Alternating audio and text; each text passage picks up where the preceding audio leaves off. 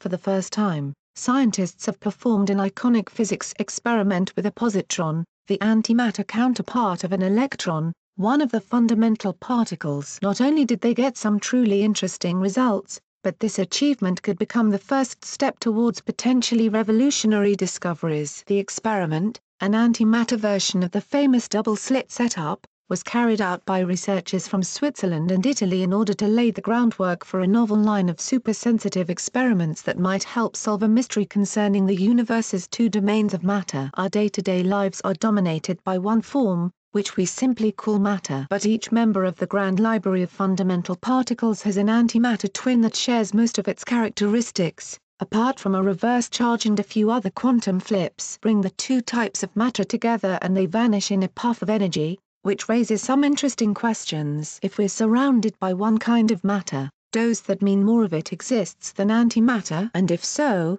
what makes each so special? So far, our best attempts to find answers have failed to throw up even the smallest clue. The two domains of matter are still, for all meaningful purposes, identical. According to the standard model of particle physics, antimatter should also obey the laws of gravity in exactly the same way as normal matter. A handful of experimental attempts to compare the two types of matter back up the theory. That doesn't stop physicists from finding new ways to look for loopholes and caveats. Not when the existence of the universe is at stake. Even a subtle difference in how gravity affects antimatter could be the big break we need. But gravity is an incredibly weak force to investigate. Which brings us to one of the most classical experiments in all of physics. The one physicists have just achieved with an antimatter particle. It involves two slits, one particle, and a whole world of mental pain. We've been testing how light shines through thin windows cut into screens for centuries. 200 years ago, a physicist named Thomas Young added a second window parallel to the first and demonstrated that the wavy pattern the light cast on wall behind the slits was a sign that light was made up of waves that interfered with one another. Fast forward a century and a half, when another big name in physics, Richard Feynman, considered Young's double-slit experiment in light of what had since been discovered about matter. Particles like electrons exist as waves of possibility until they are measured and bestowed with properties, including an exact position. So if nobody measures an electron, could it wash through both slots like a wave, split apart, and reform to interfere with itself, just like light? As absurd as it sounds, this is exactly what happens. While various experiments using streams of electrons were carried out in the decades following Feynman's thought experiment, it wasn't until 1989 that Japanese researchers at Hitachi managed to fire lonely electrons at a screen one by one. Since then, the same quantum weirdness has been shown for all kinds of chunky particles, including whole molecules. They all show that discrete bits of matter, no matter how big, have wave-like behaviors. Antimatter is a whole other story. It's not the easiest material in the universe to get on tap,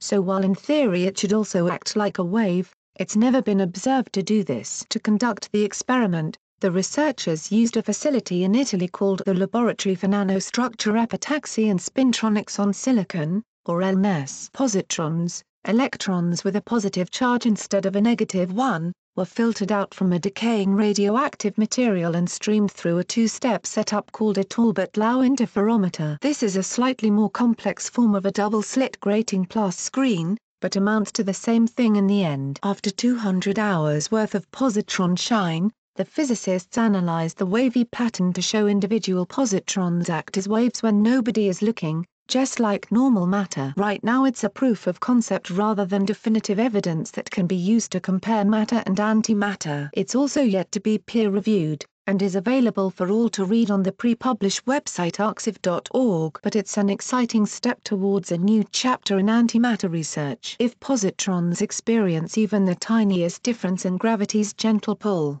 we're going to need some pretty sensitive tools to find it. A test like this won't be guaranteed to spot such anomalies, but it could lead to the kinds of ultra-sensitive experiments that we need to crack this hard nut. Interference patterns are what we use to detect the tiniest wobble caused by gravitational waves, for example. The next step is to collect more data that just might help explain why there is something instead of nothing. Hopefully that's not too far away. We're dying to find out why we're here. Thanks Mike McRae for help with this report. Thanks for watching. What did you think of this video? Let us know in the comments section below. You can also subscribe for more videos like these in your inbox. Now if you are seeking the latest trends in fashion, and electronics and gifts and more of the coolest things that you never knew existed at the best prices, please feel free to visit www.atthismall.com. Once again that is www.atthismall.com. Share this video with your friends and family. Since you're watching, we have a small favor to ask. More people are viewing our videos more than ever, but advertising revenues across the media are falling fast. And unlike many news organizations,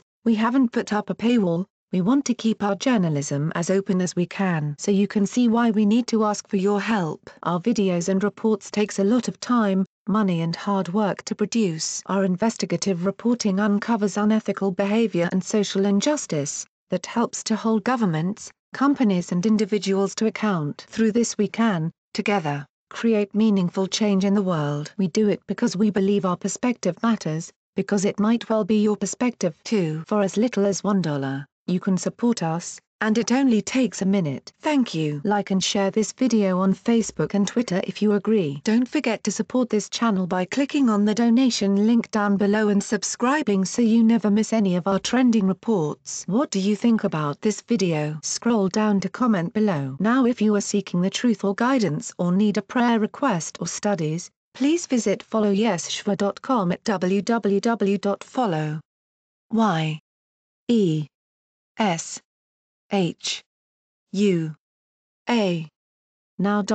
Please note that we have changed to a new YouTube channel, the link is in the description box below. Please subscribe to the new channel, as this one will no longer have new videos and reports posted to it anymore.